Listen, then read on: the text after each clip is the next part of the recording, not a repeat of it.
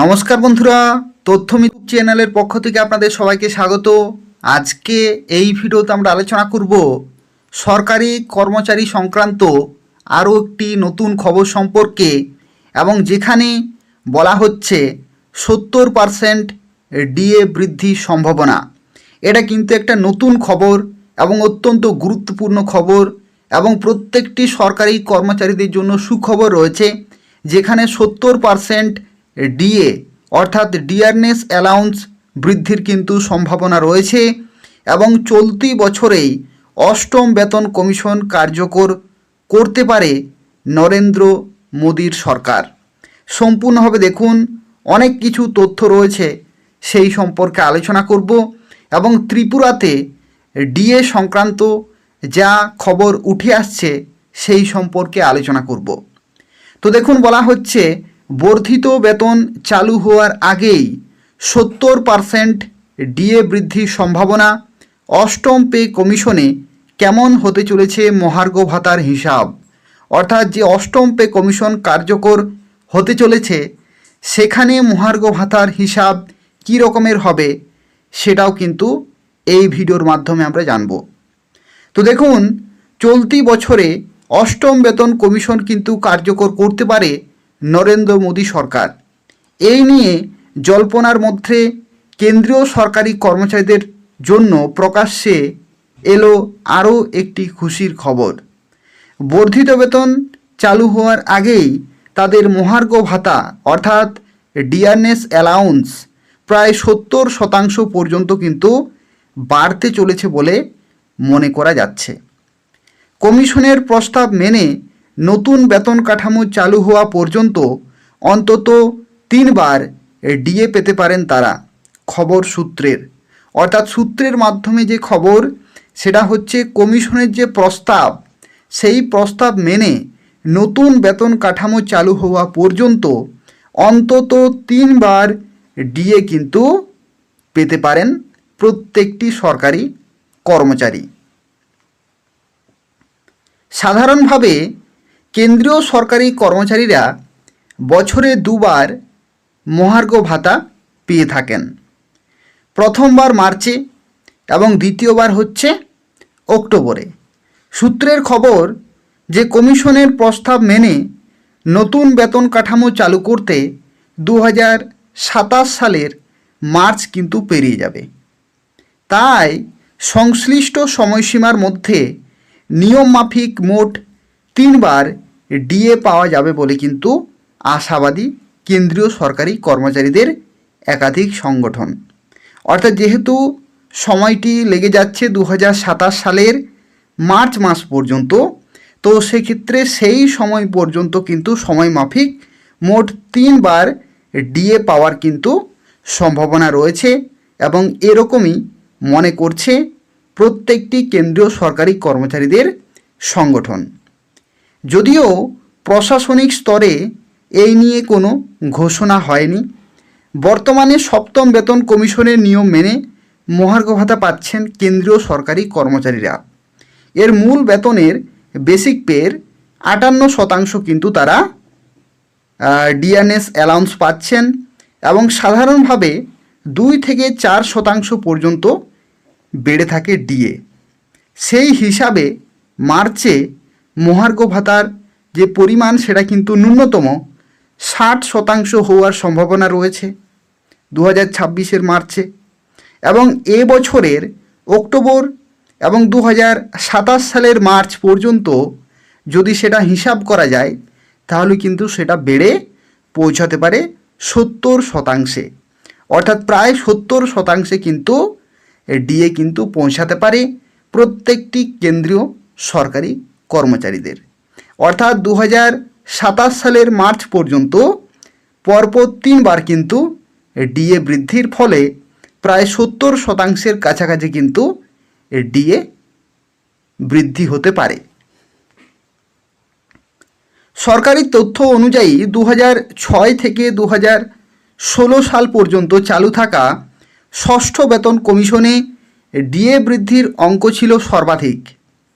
ওই সময়সীমায় কেন্দ্রীয় সরকারি কর্মচারীরা মহার্ঘ ভাতা বাবদ মূল বেতনের অর্থাৎ বেসিক পের 125% পেয়েছিলেন। অর্থাৎ যেহেতু সময়টি ছিল দীর্ঘ সময়, তো সেক্ষেত্রে যে ডিআরএস অ্যালাউন্স সেটি বৃদ্ধি হতে হতে 125% পর্যন্ত কিন্তু চলে গিয়েছিল। 1996 থেকে 2006 সাল পর্যন্ত চালু হওয়া পঞ্চম বেতন কমিশনে 74% কিন্তু বৃদ্ধি পেয়েছিল ডিএ। অর্থাৎ তুলনামূলকভাবে সপ্তম বেতন কমিশনে অনেকটাই ধীরে এবং কম বেড়েছে মহার্ঘ ভাতা। 2020 সালে কোভিড অতিমারির সময় 18 মাসের জন্য সরকারি কর্মচারীদের ডিএ কিন্তু স্থগিত রাখা হয়েছিল কেন্দ্রের তরফ থেকে। অর্থাৎ যেহেতু কোভিড-19 চলেছিল, তো যে কারণে 18 মাসের জন্য কিন্তু সরকারি কর্মচারীদের ডিএ কিন্তু সেই সময় বাড়েনি। পরে অবশ্য বকেয়া মহার্ঘ ভাতা মিটিয়ে দেয় মোদি প্রশাসন, তবে এতে হ্রাস পায় ডিএ বৃদ্ধির যে গতি। কারণ ডিএ বৃদ্ধির গতিটা যোগ করার পরে সেটিকে পার্সেন্টেজে যখনই বাড়ানো হয়, সেই যে গতি সেটা কিন্তু হ্রাস পেয়ে যায়। সূত্রের খবর, এই ধরনের সমস্যা এড়ানোর ব্যাপারে তৎপর হয়েছে অষ্টম বেতন কমিশন। ফলে আগামী দিনের ডিএ কিন্তু লাফিয়ে লাফিয়ে বাড়বে। অর্থাৎ যে সংখ্যাটা বাড়বে সেই সংখ্যাটি কিন্তু খুবই দ্রুত হারে কিন্তু বাড়বে।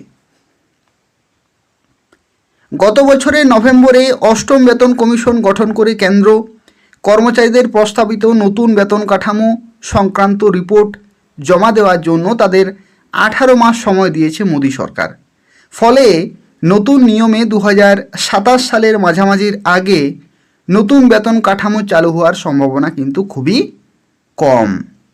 সেটা শুরু হলে অবশ্য ফের শূন্যে নেমে যাবে মহার্ঘ ভাতা। অর্থাৎ তারপরে নতুন বেতন কাঠামো যেহেতু হবে, তো সেক্ষেত্রে শূন্য থেকে তখন কিন্তু ডিএ চলবে। একই নিয়ম প্রযোজ্য হবে পেনশনভোগীদের জন্য। অর্থাৎ যারা পেনশনভোগী রয়েছেন তাদের জন্য কিন্তু একই রকমভাবেই নিয়মটি কিন্তু প্রযোজ্য হবে। এবং এই যে খবর, এটা হচ্ছে সেন্ট্রাল গভর্নমেন্টের, অর্থাৎ কেন্দ্রীয় সরকারি কর্মচারী সংক্রান্ত।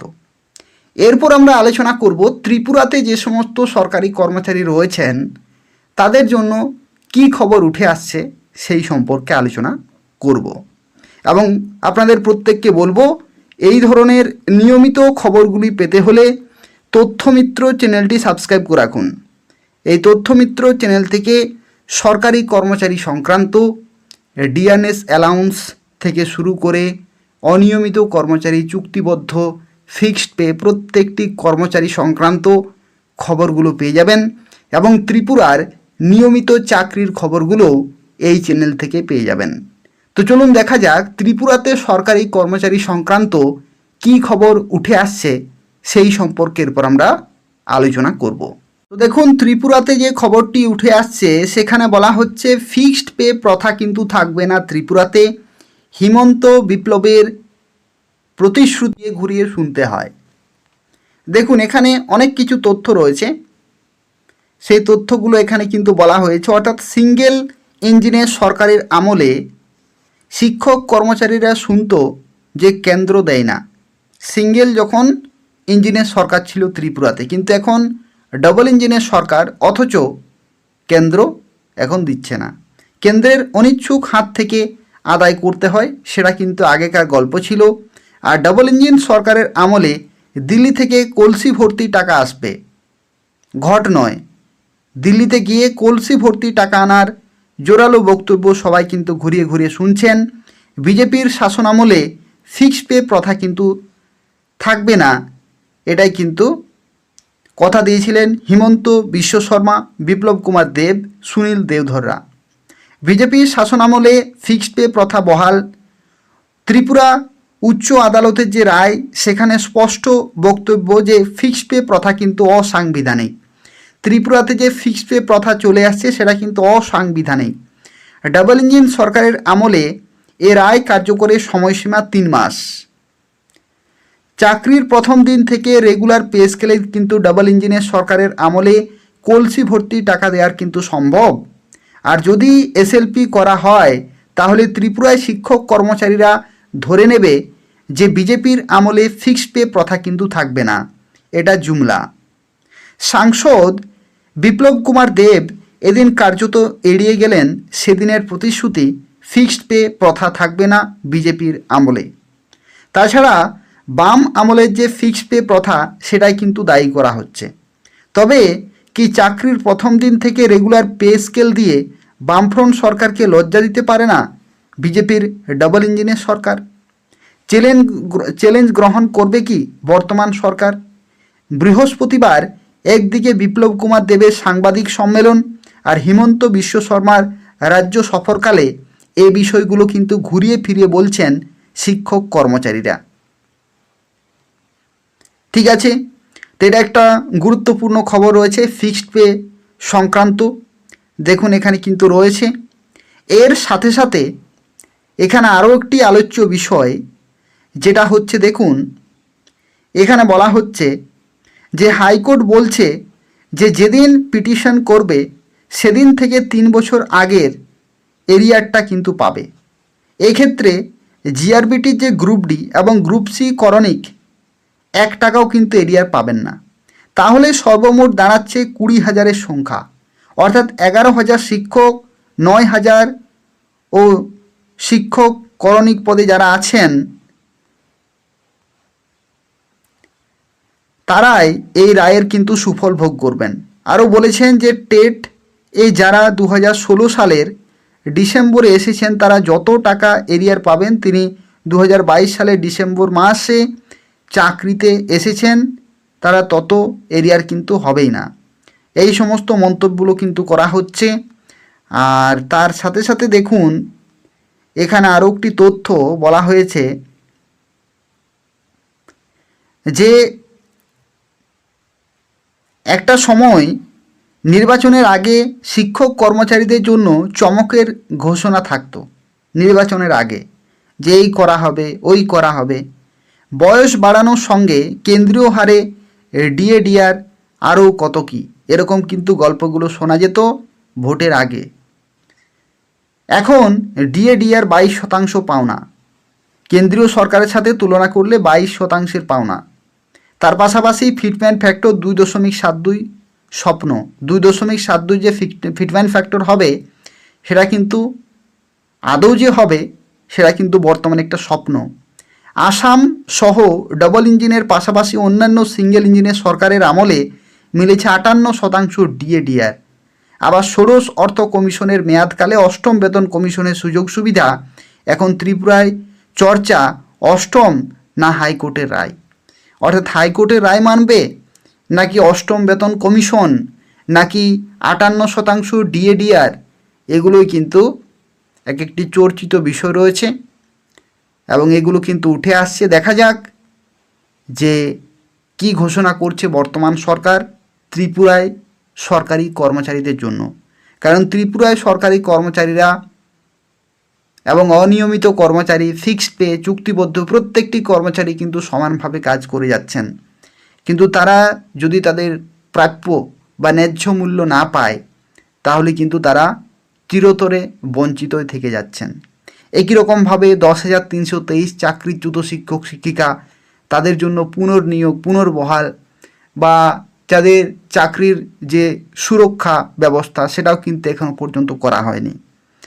তো বিভিন্ন দিক থেকে বিভিন্ন সরকারি কর্মচারী, অনিয়মিত কর্মচারী, চুক্তিবদ্ধ কর্মচারী তারা সবাই কিন্তু বঞ্চিত হচ্ছেন বিভিন্নভাবে। এমনও অনিয়মিত কর্মচারী রয়েছেন যারা 3 থেকে 4 মাস ধরে বেতন পায় না। দীর্ঘ আন্দোলনের পর তারা সেই বেতন কিন্তু পেয়েছে। এমনও কর্মচারী যারা দুর্গাপুজোয় বেতন পর্যন্ত পায়নি।